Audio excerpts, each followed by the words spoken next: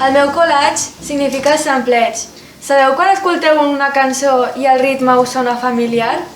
Doncs aquest collage és el mateix perquè té formes de plàtan però amb diferents imatges.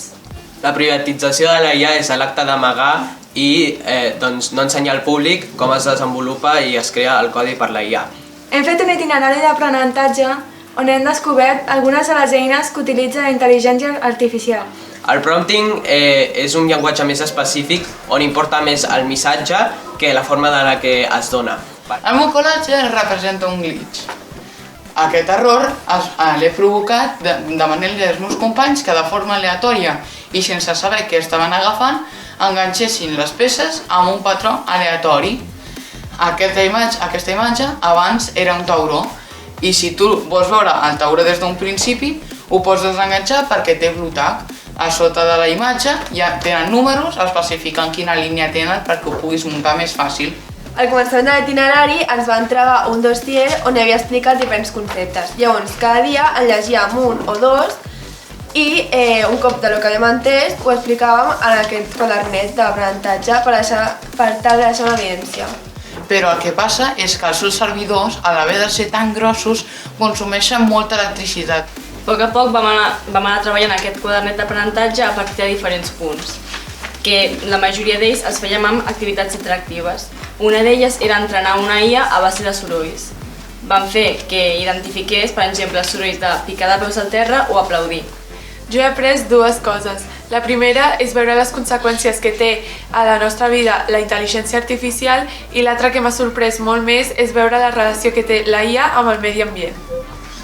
Aquest és el meu collage i s'anomena Hopes and Dreams. El collage representa els somnis dels humans que estan més o menys lligats amb la IA i la cosa que ho lliga serien els errors. Els errors poden arruïnar completament un somni. La IA, quan li poses una cosa que sigui errònia en el seu prompt o en el seu codi, doncs no funcionarà i et donarà resultats dolents i fins i tot fatals. Aquest es diu collage floral, que representa el sampleig perquè té la mateixa forma, solament en diferent estètica, i aquest és el romànic desordenat perquè és un arc romànic de l'edat mitja que està desordenat i representa el glitch. I els biaixos són errors en el codi que poden ser intencionals o inintencionals, que poden donar, per exemple, en reconeixement facial, una persona amb la pell més fosca és més difícil que li reconeixi les faccions i serà més fàcil que no pugui registrar la seva cara i no pugui engegar el seu mòbil amb aquesta funció del telèfon.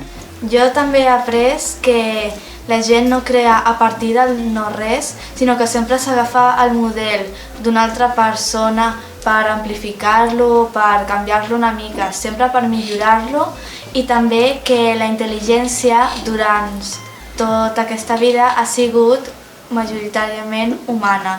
Però ara, gràcies al desenvolupament de la tecnologia, també ara és intel·ligència artificial.